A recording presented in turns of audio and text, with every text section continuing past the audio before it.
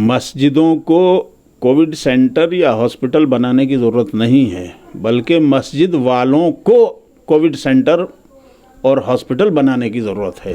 یہاں تو مسجد کمیٹی کا کام جو ہے بس وہ امام مؤذن کو ڈانٹتے ڈپٹتے رہنا اور امام مؤذن کو جو ہے بیچاروں کا استحصال کرتے رہنا۔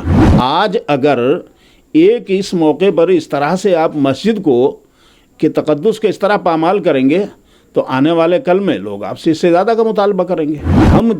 ہم تو پیدا ہی اس لیے کیے گئے ہیں کہ ہم دنیا کے دوسرے لوگوں کی فکر کریں، ان کی بھلائی کے لیے کام کریں۔ مسلمان کا تو مقصد ہی اصل یہ ہے۔ مسلمانوں کو تو بعد میں دوڑانا، پہلے ان ڈیڈ باڈیز کو لے جا کر کے انتم سنسکار تو کراؤ وہاں شمشان میں، اس کی تمہیں یہ توفیق ہے نہیں، اور ہندوؤں کو ورغلانے کا تمہیں خوب موقع ہے۔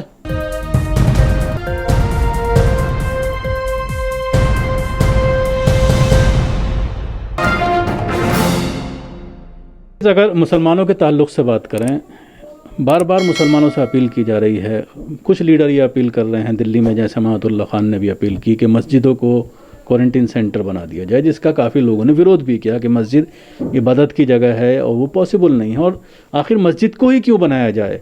بہت سارے اسکول ہیں، کمیونٹی ہالز ہیں، ان کو بنایا جائے۔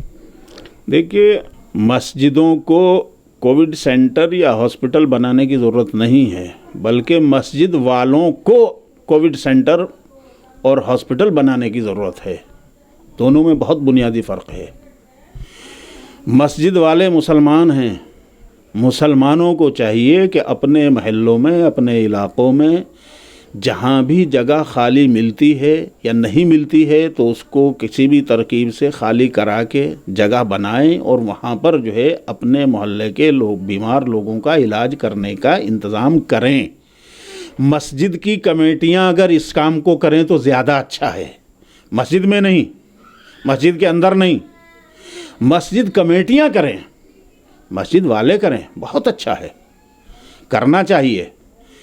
لیکن چونکہ ہمارے یہاں اس طرح کا اب تک کانسیپٹ ہی نہیں بنایا تھا لوگوں نے، یہاں تو مسجد کمیٹی کا کام جو ہے بس وہ امام مؤذن کو ڈانٹتے ڈپٹتے رہنا اور امام مؤذن کو جو ہے بیچاروں کا استحصال کرتے رہنا اور صفے لوٹے بجلی پانی اور تعمیر اس کو اپنی کارکردگی دکھاتے رہنا، یہ مسجد کمیٹیوں نے اپنا کام بنایا ہوا تھا۔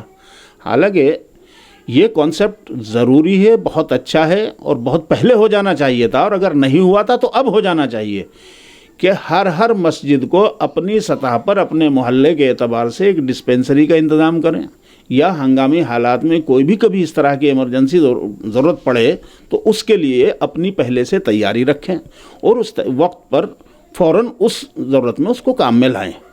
یہ ہر مسجد کمیٹی کو کرنے کی ضرورت ہے۔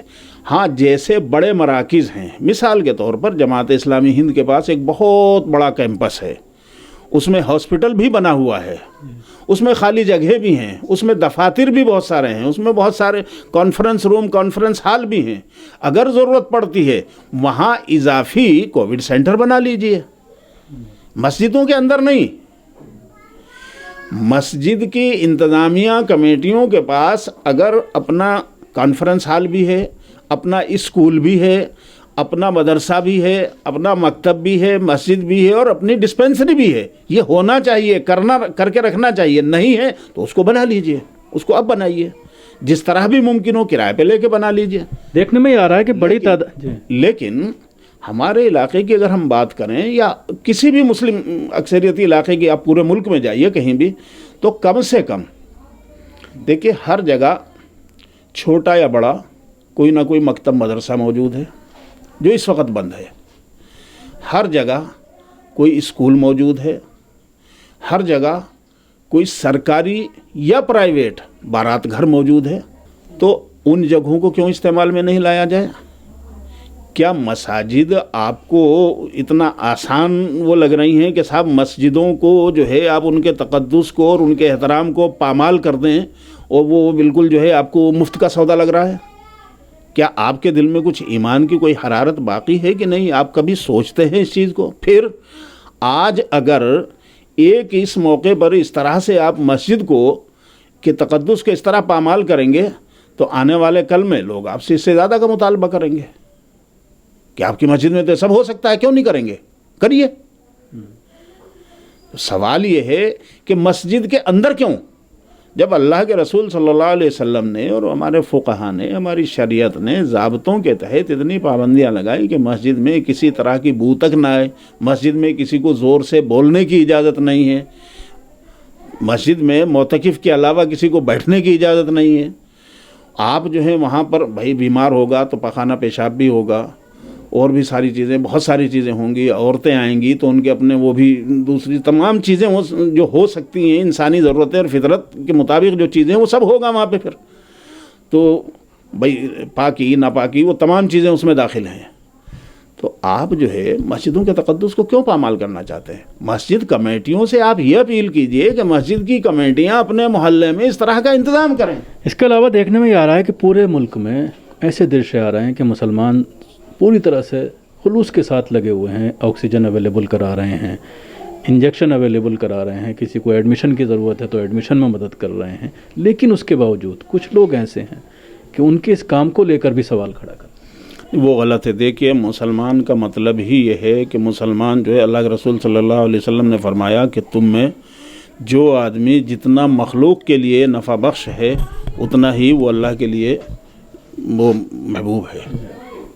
اور وہی آدمی پھر قرآن میں بہت واضح طور پر اللہ نے، جب ہم یہ کہتے ہیں کنتم خیر امت اخرجت للناس، تو اس کا مطلب جو ہے وہ ایک محدود نہیں ہوتا، وہ لامحدود پوری زندگی پر اس کا مطلب جو ہے وہ پھیل جاتا ہے. اگر لوگوں کو بیماری میں ہماری ضرورت ہے ہم اس کی، اگر لوگوں کو بھائی ہم جب لوگوں کو ایمان کی دعوت دیتے ہیں تو کیوں دیتے ہیں؟ اسی لیے تو دیتے ہیں نا کہ ایمان اگر اس کے پاس نہیں ہوگا تو وہ بغیر ایمان کے برائیوں میں لپت رہ کر کے مر جائے گا تو وہ جہنم میں جائے گا اور جہنم میں جلے گا.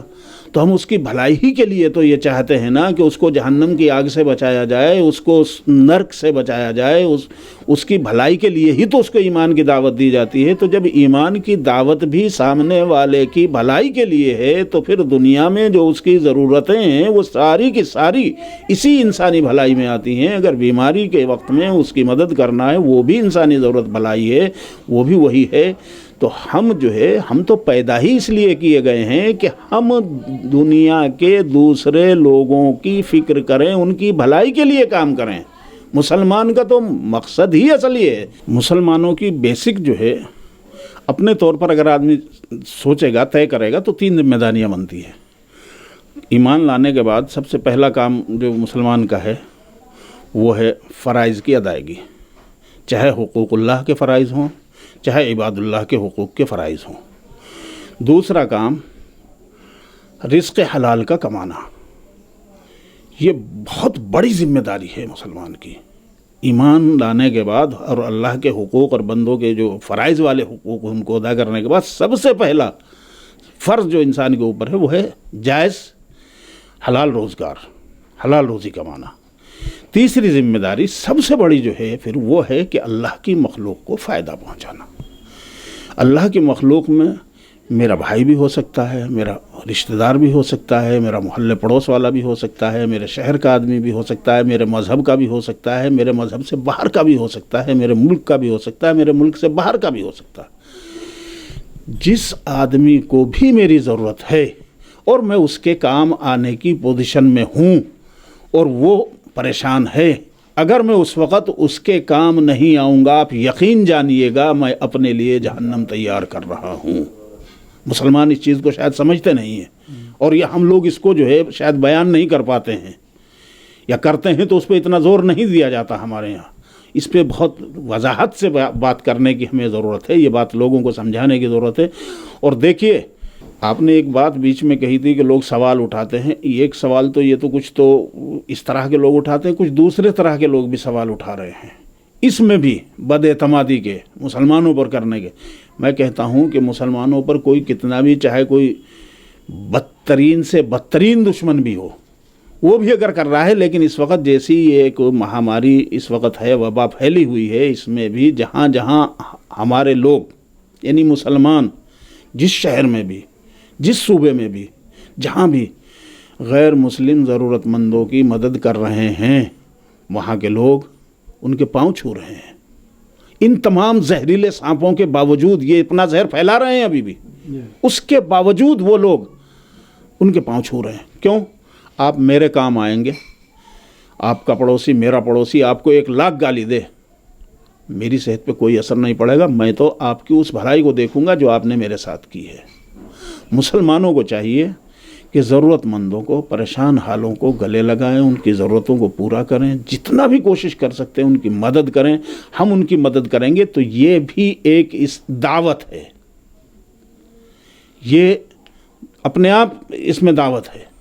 ہمیں بے لوث ہو کر کے صبر کے ساتھ لوگوں کی مدد کرنی چاہیے۔ ایک سوال کھڑا ہو رہا ہے ڈیڈ باڈی کا جو کریمیشن ہے اس کو لے کر لوگ سوال کر رہے ہیں کہ مسلمانوں کا یہ کام نہیں ہے، اور کچھ غیر مسلموں کے ذریعے بھی یہ کہا گیا ہے کہ اگر شمشان گھاٹ میں کوئی مسلم دکھائی دے تو اس کو دوڑاؤ۔